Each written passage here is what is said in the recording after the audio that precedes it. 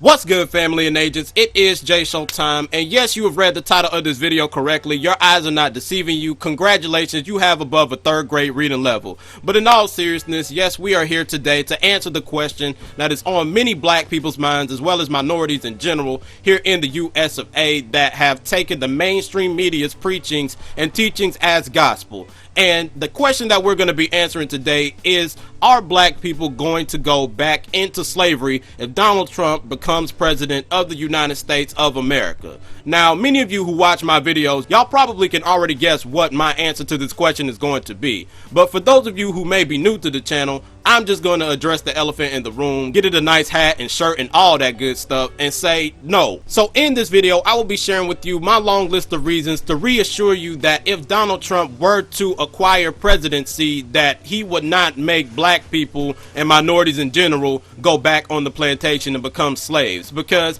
I honestly feel that this narrative has even been brought to the forefront and is being preached because many people do not want him to acquire office seat. So they have made a mountain out of a molehill. He may be a bad presidential candidate, I will give you that. But what I won't stand for is people blowing this way out of proportion and saying that he's going to be stupid enough to make the country actually de-evolve and to go back during the times of slavery. Because America was not great during the times of slavery. During that time, America was not even established as a superpower by far. Because if Donald Trump's slogan, "Make America Great Again," really means that he wants the country to go back during the times of slavery, then my message to Donald Trump is, You're a fucking idiot. First reason why Donald Trump will not be making black people as well as minorities on the soil of the United States of America go into slavery if he were to become president of the United States is because we live in a capitalistic economic system. And I'm gonna repeat, we live in a capitalistic economic system. And you may be asking yourself, well,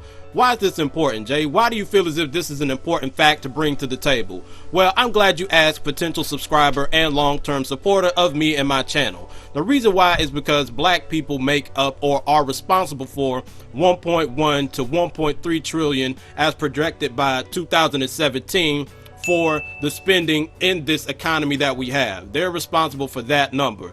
And that's just black people alone. I have not even thrown in what other minorities that are here on the US soil are responsible for as far as spending. So I guarantee you if we were to put that number together, it would be way more than 1 trillion. But anyways, getting back to the topic, black people are responsible for 1.1 to 1.3 trillion of the spending of this economy. So to put that in perspective for you, America is $20 trillion in debt, or it's nearing $20 trillion in debt. I'm not sure which one it is, but it's close to that number. So black people could take away 1/20th of that debt with the money that they spend. So the fact that they are helping keep the economy up with this type of spending, you mean to tell me Donald Trump, being a businessman himself and having this knowledge of what type of economy we have, because that's the only way that he could have gotten as rich as he has now, by studying the economy and being a good player of the game. So you mean to tell me this man is going to take away a certain demographic of people and put them on a plantation, strip them of their buying rights, and say, "Work for me, slave"? It just does not make any sense, because that therefore means that the government is going to go further in debt, because the people that are helping keep the economy from going further in debt have now been taken out of it. And trust me, the government needs all the money that it can get, and it is trying to get all the money that it can get. And if you don't believe me, then you're obviously too young to pay taxes. So what I'm saying in a sense is that if these certain demographic of people were to be taken away from their buying privileges and put on a plantation, then that is a certain demographic of people that the government cannot tax. And that doesn't make sense, because as we see, the government is approaching $20 trillion in debt, so it's trying to get all the money that it can get. Now, my second question would be, what would happen to your blacks and minorities, such as Oprah Winfrey's, your Tyler Perry's, your George Lopez, and all of your black millionaires and black billionaires of society? Black people and minorities who are a part of the upper echelon of society, who contribute a lot to America as a country. And let me not even talk about the entertainers, right? Let me go to like your doctors, your lawyers, your surgeons. You have people who are black and minorities who are in the police and fire department force. You have black people who are in branches of military. They're in parts of Congress and are in the Senate. And actually there's a black person in the Supreme Court, excuse me. I don't know what my voice did just then. But you have black people who are a part of society in all of these different places. You're engineers. The list goes on and on. So if black people and minorities were to now become slaves, then all of these people who are contributing to society are now going to be washed.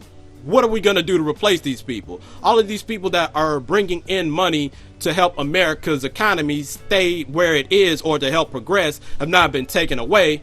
So how's the money that these people are generating going to be replaced? It's not going to be replaced because they're now in captivity and they now are really oppressed and are in slavery. So the government would be a fool to allow Donald Trump to pass a bill to make black people and minority slaves, knowing all of this information that I've just presented to you. That means that the checks and balances systems will have to be off in some way, shape, or form. And the black people who are part of these branches of government will have to obviously be on crack, cocaine, and any other drug that you could think of. Now, the third reason why Donald Trump would not make black people and minorities here on the United States of America's soil become slaves if he were to become president of the United States of America, this is the most important reason in my humble opinion. This is the most logical reason that I could come up with, right? And you'll see why. So if black people and minorities were to actually be afflicted and to be oppressed by this bill, which I don't understand how the checks and balances system could let Donald Trump even get away with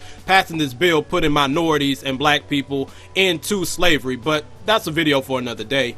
But in the imaginary Disney flick land that we live in, Donald Trump was actually able to get this bill passed.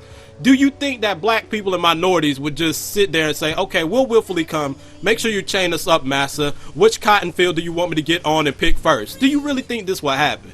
And if you do think this is what happened, then I honestly think that you have been blind to what the radicals of Black Lives Matter has been doing. And if you haven't seen what they've done, I'll list something for you. So the radicals of Black Lives Matter have burned down many buildings that are very corporate. They have killed police officers, both black and white. I know it's crazy, right? Black people would kill other black people in justice of Black Lives Matter. Crazy. So what I am saying in a sense is that they are not going to go down without a fight, which would then therefore cause Civil War 2.0 to happen. This is what would happen. We would have another civil war here on the home front of the U.S. soil if Donald Trump were to make black people and minorities slaves. And the crazy part about this is that not only would this be Civil War 2.0, but on top of that, you will have some black people and minorities who side with white people, and then you will have some white people who side with black people and minorities. So you wouldn't really know who is the enemy and who isn't the enemy. So it would be like Civil War 2.0 and The Purge.